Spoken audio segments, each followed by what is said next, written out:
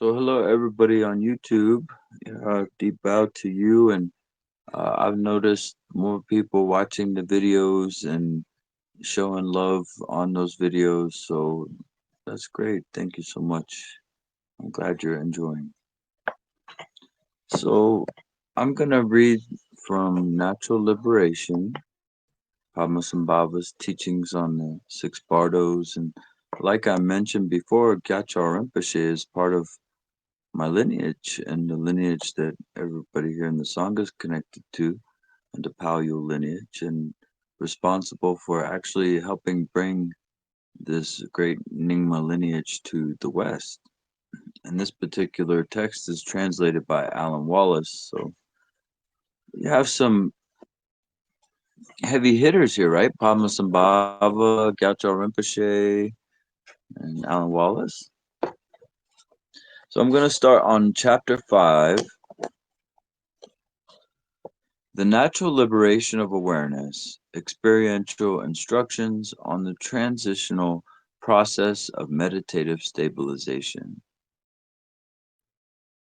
In the third general topic, the transitional process of meditative stabilization, called the natural liberation of awareness, with practical instructions comparable to a lovely young woman gazing into a mirror and seeing clearly what had been unclear, is the subject to be taught.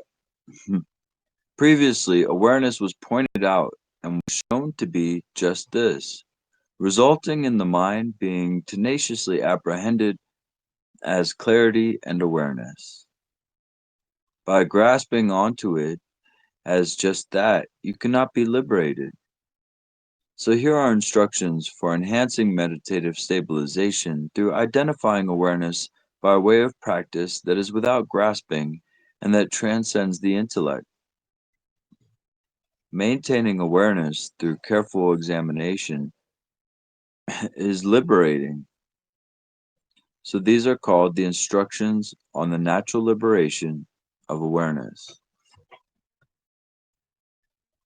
The fundamental obstacle to achieving liberation is grasping.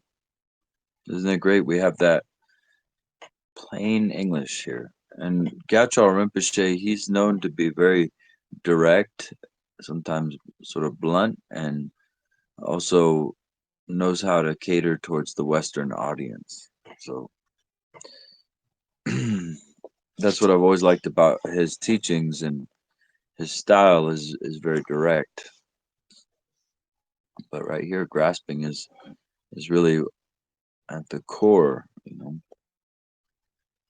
So it says, for example, in Hinayana practice, there's still grasping onto personal identityness, which hinders one's attainment of spiritual awakening. The type of grasping addressed in these teachings is the subtle grasping onto awareness itself, and the natural liberation of awareness takes place when such grasping ceases. As for the analogy, imagine a lovely young woman who looks into the mirror, puts on her makeup, and makes herself as beautiful as she can. She wants other people to think she's very lovely. By looking into the mirror, she can detect any flaws in her appearance, and then she can correct them. Likewise, these teachings show us how to look into the mirror of awareness and perceive that which had previously been unclear. Prior to this stage of practice, your spiritual mentor should have pointed out to you the salient characteristics of awareness. And by the way, this is great because we do go over very many of the characteristics here, uh, like the four samayas and lucidity and uh, basic space, luminosity, timelessness, many little things that we talk about here. So, prior to this stage of practice, your spiritual mentor should have pointed out to you the salient characteristics of awareness. But then those very qualities can become objects of grasping since even if you have identified the nature of awareness, you may still be grasping onto it. Now, this phase of the practice is intended to lead you beyond the grasping in a way that transcends the intellect. Among Buddhists, it is not only Hinayana practitioners who succumb to grasping. Even in the practice of Vajrayana, the tendency of grasping may be perpetuated in many ways, as, for example, in the stage of generation. By the way, I want to point out here for anybody who's associating Hinayana with Theravada, I don't follow that. Growing up in Nyingma Buddhism, we've always referred to Hinayana as the Shravaka Yana and the Pratyeka Buddha Yanas in the nine Yana system. Um, those are the first two yanas, and they both lead to enlightenment, and they're in no way derogatory. But it's always whenever we've contrasted the Bodhisattva yana or Mahayana to Hinayana, it's never been contrasting Theravada. My teachers have never said Theravada. They're contrasting within their own curriculum, within their own schools of thought. They have all these vehicles. They have nine vehicles within Nyingma, so they contrast those different vehicles with each other, but it's never ever, especially as Nyingma practitioners, they would never be divisive and talk about Theravada. And then, perhaps more controversial, I hold the opinion that Theravada has the entire curriculum. And there are schools out there that still follow. For example, you can find Avalokiteshvara practices in Theravada, which would be considered Vajrayana. You can find Mahasutras, which would be considered Tantras. You can find many what we call Tantras. You could find suttas in the Pali Canon. And then all the way up to things like consciousness without surface, which to me is none other than Dzogchen, your awareness nature. And Buddha Shakyamuni talks a lot about direct seeing. Um, so, I mean, I feel like there are countless proofs we can find within the Pali Canon and within living traditions. For example, I'm friends with some Theravada monastics. Um, we can find countless correlations there. It's much more likely that they had the entire curriculum. And so I think in Nyingma we have an entire curriculum, and so does Theravada have. They have that, perhaps presented a little bit different and classified different and named different. But for sure, when you hear about Hinayana here, it's not talking about Theravada. So moving on. Once there was a Lama in Tibet by the name of Kushukabu, who some people regarded as an incarnation of Khinti Yeshi Dorje. He was a great Lama with extraordinary, profound realization. This Lama commented that if people practiced the stage of generation with grasping, imagining themselves to be wrathful deities with their mouths gaping wide, fangs bared, and so on, this just leads to rebirth as a king of demons. Now, see, this is why I don't press people to do outer tantra, because I feel like there's just not enough guidance for a lot of people to understand, and they have this grasping to the tantras, and that's why I feel like it's much more conducive to come into Hatha Yoga more bare bones. And I never really did deity practices where I visualized myself as a deity and things like that. That's not what I leaned into. I leaned more into meditation practices, and then I learned later on that, uh, thankfully, because I was having a problem with that in the outer tantras, I didn't really want to do that deity practice, and so thankfully I learned that these deities are just personifications of your meditation practice. For example, Tara being the Dharmakaya and the womb of your mind, the emptiness, the spaciousness of your mind, and then various other Guru Rinpoche being the Nirmanakaya teacher, and many other correlations like that, and seeing them as personifications of the enlightened mind rather than this idea of external deities, which you can see people still to this day. Perhaps they've never been introduced to Ati Yoga, but you could see to this day they get attached to this idea of external deities. They'll be like, "Oh, Tara's a very powerful lady. She's a bodhisattva that did this and that," you know. So a lot of confusion gets mixed into that, and there probably was many bodhisattvas named Tara, you know, and so those would be considered emanations of Tara because they're practitioners, they're yogis. So even if you're a female here, you identify as a female, then you would be an emanation of Tara, you know. So that even lends itself to more confusion. So let me continue. The problem here is not in the visualization, but in the grasping.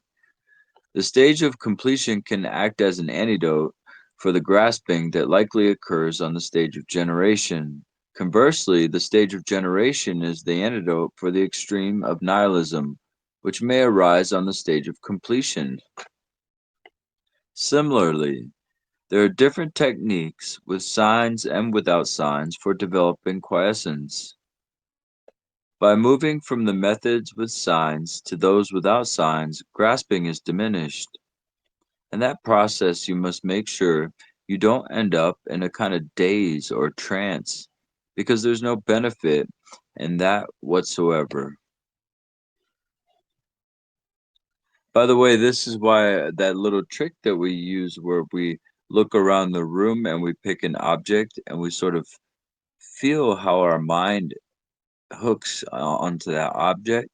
That's very, very useful here because uh, we can begin to discern what grasping looks like, and in that respect, it liberates. In all these different practices, the essential problem is grasping, the major impediment to our own natural liberation. Some of you may be wondering, isn't it worthwhile to yearn for liberation and enlightenment? Isn't it worthwhile to have a thought of altruism, wishing to be of service to others, having a thought of compassion? And isn't grasping a part of those mental processes? I don't have any answer to that. You'll find that out slowly. The phrase maintaining awareness through careful examination means maintaining a constant awareness of awareness itself through careful observation and examination. To quote Dujum Lingpa, never let your awareness leave space. In other words, always keep your awareness in the space in front of you. So these are called the instructions on the natural liberation of awareness. So it's very helpful to continue to, and I think that goes along with openness. One of the four samayas is to refer back to space itself. We have this idea of space. Everybody knows, even kids know what space is. So actually infuse your mind. Begin to see how your mind is just like space. And you can actually begin to sort of notice that how there's an unchanging sort of womb, which is exactly why Tara is considered that space like womb. You see, everything tying together once again. So I'm just going to read a little bit more here. Meditative equipoise of the threefold space. Merely having awareness pointed out as before and knowing your own nature is not enough. As an analogy, due to letting one's wild stallion roam freely for many years, its owner will not recognize it, and it is not enough for the owner to recognize the horse once it is pointed out to him by the herdsman. Methods must be used to capture the wild stallion, then subdue it and put it to work. Likewise, it is not enough to simply to identify this wild mind. It is said, "Oh, at this time, when the transitional process of meditative stabilization is appearing to me, the confused multitudes of distractions have been cast off, and without wavering and without grasping, I enter into the domain that is free of extremes."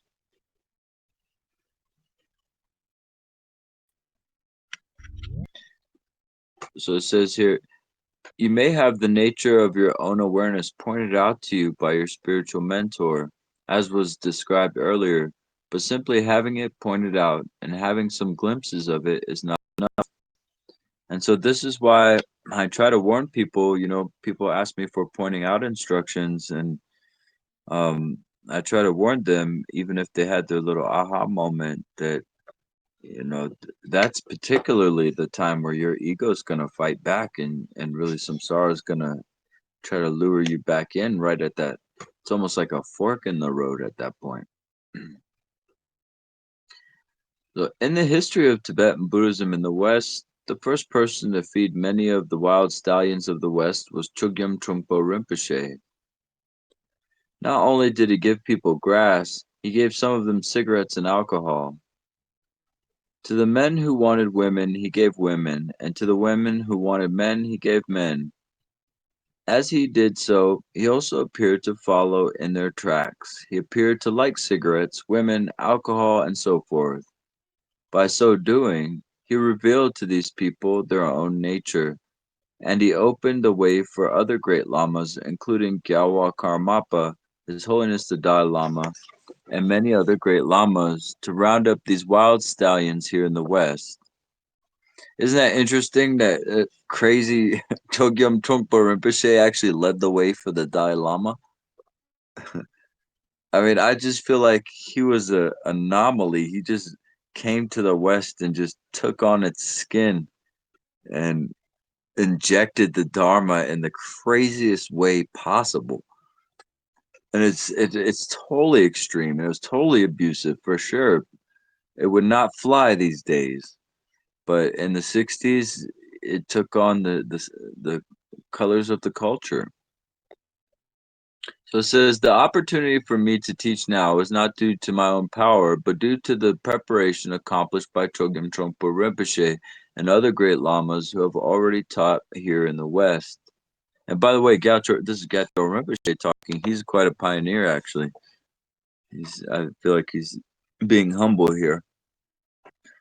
To understand the strategy of Chogyam Trungpa Rinpoche, imagine a region in which a peculiar rain has fallen, so that whenever people drink any of the water from that rain, they go crazy.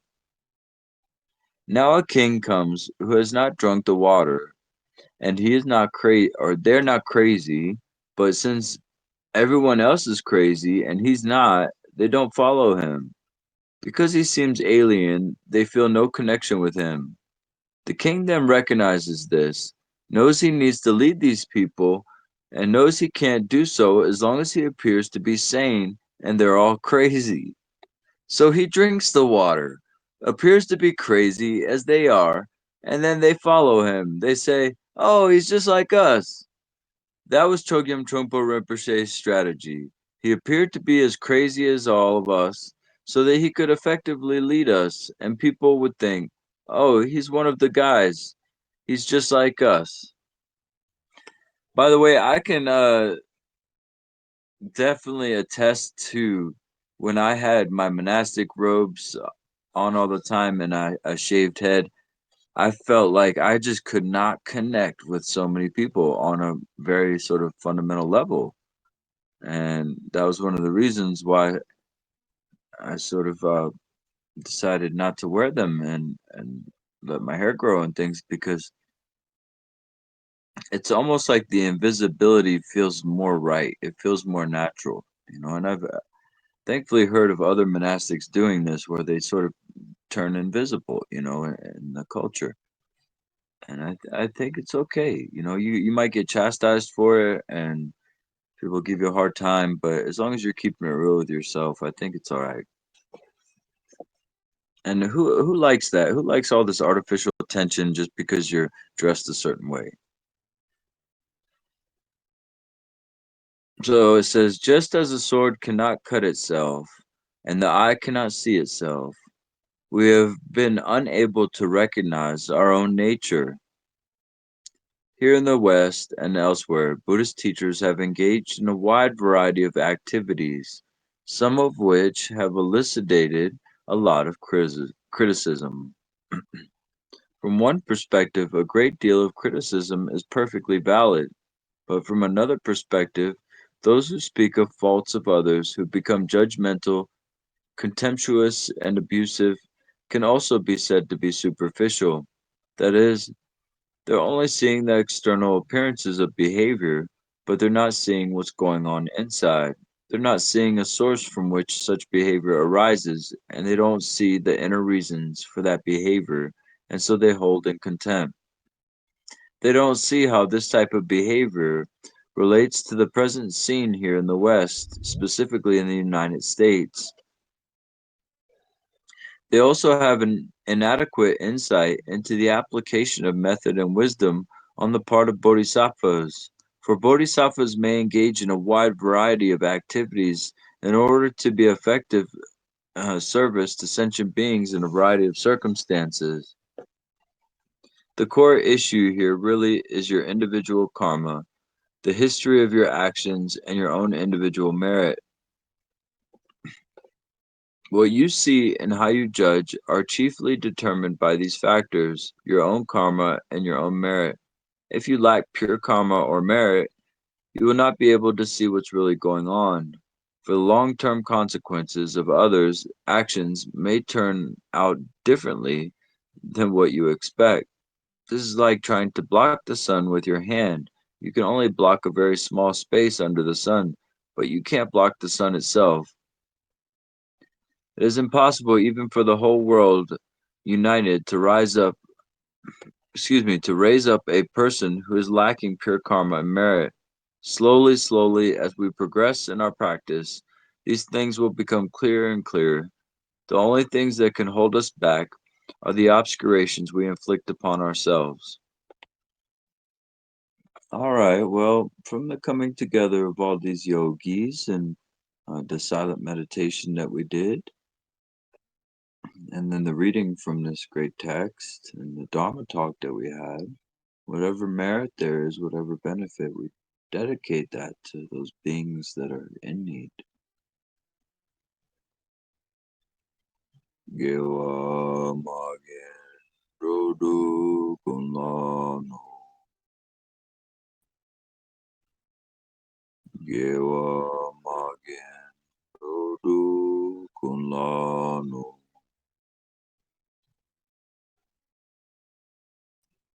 Gewa Magen Rodu Kunlano.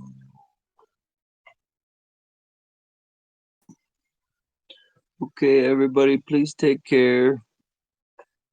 And thank you so much for hanging out today. It's great.